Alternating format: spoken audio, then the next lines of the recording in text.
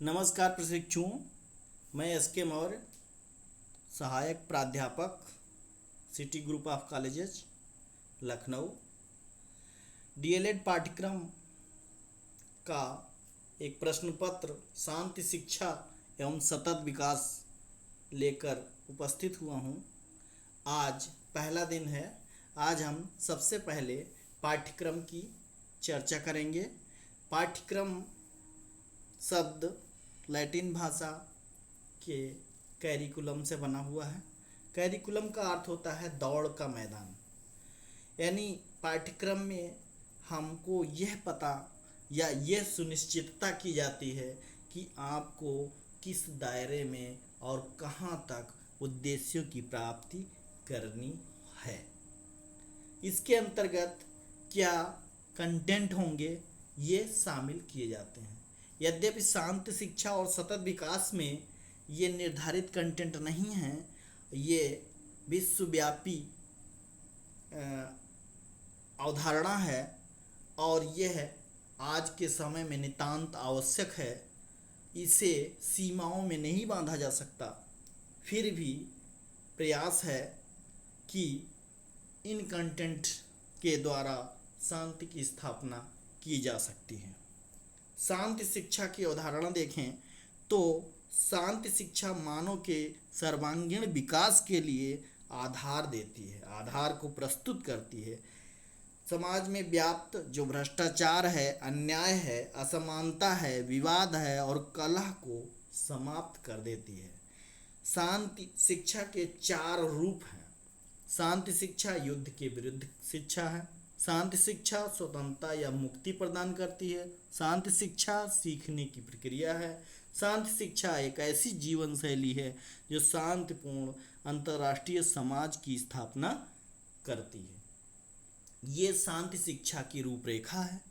शांति यद्यपि हम आगे पढ़ेंगे, आज केवल पाठ्यक्रम की चर्चा कर रहे हैं। शांति शिक्षा की वर्तमान में आवश्यकता क्यों है? शांति शिक्षा और भारतीय जीवन मूल्य क्या होते हैं? यानी भारत के जो जीवन मूल्य हैं उनका शांति शिक्षा से क्या संबंध है, क्या अवधारणा है उसकी, और शांति के कौशल कौन कौन से हैं।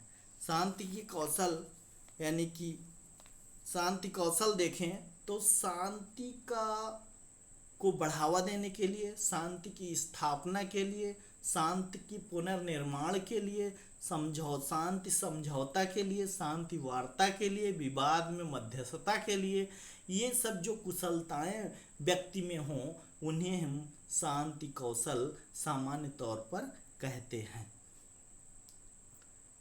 नेक्स्ट कंटेंट हमारा है व्यक्तित्व एवं सामाजिक विकास। व्यक्तित्व एक बहुत कठिन और जटिल शब्द है और इसकी व्यापक विशद व्याख्या है। व्यक्तित्व माने आंतरिक, मनुष्य के आंतरिक और बाह्य दोनों प्रकार के गुण और आचरण व्यवहार का मिश्रण ही व्यक्तित्व कहलाता है और व्यक्तित्व के द्वारा ही समाज का विकास संभव है। ठीक, तो ये हम देखेंगे व्यक्तित्व का स्वरूप कैसा होना चाहिए, शांति स्थापना में कैसा रूप व्यक्तित्व का होना चाहिए आदि हम देखेंगे। आदत क्या होती है? आदत माने जब व्यक्तित्व का वह पहलू, वह पक्ष, वह व्यवहार जो नियमित रूप से कार्य व्यवहार में किसी व्यक्ति द्वारा लाया जाता है उसे ही हम आदत कहते हैं। और वही आदत आपका स्वभाव हो जाता है और आप उससे अलग नहीं हट पाते, या हम यूँ कहें कि ये दोनों घनिष्ठ रूप से संबंधित हैं। यानी अपना जो भाव है और अपना जो सिद्ध करने का, अपने जो विचार को, अपने रूप को, अपने अस्मिता को स्पष्ट रूप से प्रदर्शित करने का जो एक संकल्प है, एक विचार है, एक व्यवहार है, वही स्वभाव कहलाता है। स्व माने अपना, भाव माने भाव। हर व्यक्ति का अपना भाव है, हर व्यक्ति की अपनी आदतें हैं। स्व जागरूकता यानी किसी कार्य के प्रति कैसी धारणा आपकी है, कैसा रुझान है, कैसा रवैया है, ये सब स्वजागरूकता के अंतर्गत आता है। यदि आप अपने प्रति जागरूक हैं तो आपके व्यवहार का रूप भी बदलता जाता है, और यदि आप जागरूक नहीं हैं तो कोई भी व्यवस्था अव्यवस्था भी हो जाए तो आपको कोई परेशानी नहीं होगी।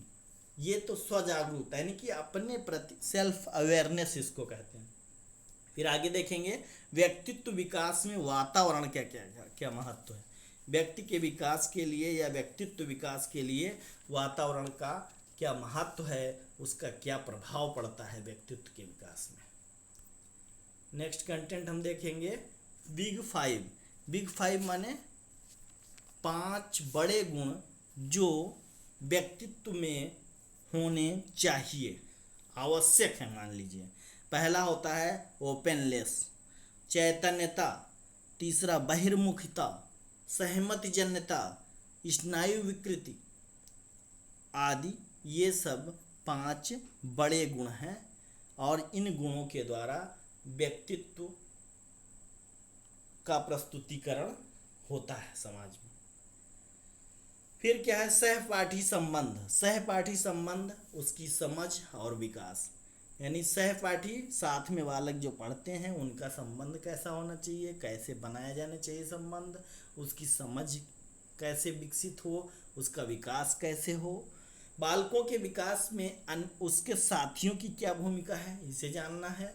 साथी संबंधों की विशेषताएं कौन कौन सी हैं ये जानना है, और विशेषताओं को जानने के बाद हम उनका सामाजिक बोध होना चाहिए हमें, सामाजिक बोध, फिर आक्रामकता, फिर तकनीकी और साथी संबंध, साथी संबंधों में विविधता एवं सामाजिक बोध, चरित्र एवं नैतिक शिक्षा, ये बहुत महत्वपूर्ण है। चरित्र क्या होता है? चरित्र अर्थात समाज का या व्यक्ति का वह व्यवहार जो समाज के प्रति अपने उत्तम आचरण के लिए प्रेरित करे या करती हो, वह चरित्र है। यानी किसी व्यक्ति का वह व्यवहार जो सबको प्रिय लगे उसे हम चरित्र कह सकते हैं। चरित्र का अर्थ हमेशा सकारात्मक लिया जाता है, लेकिन चरित्र का ये दोनों रूप हैं, एक शुद्ध चरित्र और दूसरा दुष्चरित्र यानी गलत। नैतिक शिक्षा यानी नैतिक शिक्षा के द्वारा चरित्र को पूर्णता प्रदान करने का प्रयास किया जाता है। तो ये बिंदु हम देखेंगे। समाज अनुकूल विकास, समाज के अनुकूल कैसे विकास किया जाए बालकों का, समाज के अनुकूल कैसे उनको बनाया जाए, निर्माण उनका कैसे किया जाए, उनके अंदर कैसे बोध, कैसे आचरण, कैसे चरित्र, कैसे समाज के प्रति रुझान आप शांति के लिए उपयोगी बनाए जा सकें, ये देखना है। नेक्स्ट है बालकों के चरित्र निर्माण में परिवार का क्या योगदान है। परिवार के योगदान में हम देखेंगे माता पिता का योगदान, परिवार के अन्य सदस्यों का योगदान, उसे अच्छा बनाने के लिए शिक्षक की क्या भूमिका है, परिवार के सदस्यों की क्या भूमिका है। व्यवहारवाद में उद्दीपन अनुक्रिया, उद्दीपन अनुक्रिया के द्वारा हम व्यवहारवाद के द्वारा बालक को कि कहाँ तक विकास की ओर और अच्छे चरित्र शांति शिक्षा की ओर ले जा सकते हैं, ये देखना है। शांति के लिए निर्माणकारी व्यवहार प्रोत्साहन की रणनीति, यानी शांति के लिए उसके अंदर जो निर्माणकारी व्यवहार को बनाना है, उसकी प्रोत्साहन करना है, उसकी क्या रणनीति है, ये हम देखेंगे। फिर अवांछित व्यवहार को, यानी कि जो भी उसके अंदर क्रोध है, ईर्ष्या है, या जो भी दोष हैं, जो अवांछित व्यवहार हैं, जिनकी आवश्यकता नहीं है, उन व्यवहारों को हम कैसे सकारात्मक बनाएं, उसकी रणनीतियां देखेंगे। सकारात्मक व्यवहारिक हस्तक्षेप व सहयोग, यानी कि जो सकारात्मक व्यवहार हैं उनके प्रति जो हस्तक्षेप हैं और या सहयोग है उस पर डिस्कशन होगा और उसकी रणनीति बनाई जाएगी। फिर आगे है हिंसा क्या है। हिंसा क्या है, हिंसा के कितने प्रकार हैं, हिंसा किससे कहते हैं। जैसे हिंसा के प्रकार देखें तो हिंसा क्या होती है। हिंसा माने नैतिक रूप से जो किसी व्यक्ति को पसंद ना हो वह व्यवहार उसके लिए हिंसा होती है। मानसिक हो चाहे शारीरिक हो, सामाजिक हो, तमाम प्रकार की हिंसाएं हो सकती हैं। यानी मौखिक भी हिंसा होती है, मनोवैज्ञानिक होती है, शारीरिक होती है, ढांचागत होती है, लोकप्रिय संस्कृति में अश्लीलता है वो भी हिंसा है। हिंसा के जो मोर्चे देखें, ये हो गई आपके हिंसा के प्रकार। और हिंसा के मोर्चे देखें तो हिंसा के मोर्चे माने वहाँ वह चीज़ जिसके द्वारा अधिक से अधिक हिंसा के मौके प्राप्त हो, जैसे जाति, लिंग, भेदभाव, भ्रष्टाचार, सांप्रदायिकता, विज्ञापन, गरीबी। ठीक, ये हिंसा है। किसी भी व्यक्ति को कह दिया है तुम गरीब हो, तुम भ्रष्टाचारी हो, तुम्हारी जाति ऐसी है, या इस तरीके से भेदभाव रहित जो विचार रख दिए जाएं, तो ये सब बिंदु जो हैं वो मोर्चे के रूप में हिंसा को बढ़ावा देते हैं। हिंसा का खतरा यानी कि कहाँ कहाँ हिंसा का खतरा हो सकता है। ठीक, मीडिया और हिंसा, यानी मीडिया में क्या कहाँ कहाँ हिंसा है और मीडिया हिंसा को कैसे समाप्त कर सकती है। दुष्प्रचार से और सदप्रचार से देखिए कितना कितना जो बुराई है उसको समाप्त किया जा सकता है। विवादों के लिए शांतिपूर्ण हल, यानी विवादों के लिए शांतिपूर्ण हल, ये भी देखना है हमको, आगे पढ़ना है। ये पाठ्यक्रम का कंटेंट है, बस थोड़ा शॉर्ट में बता दे रहे हैं। विवादों के बाद समझौता, यानी समझौता भी महत्वपूर्ण है।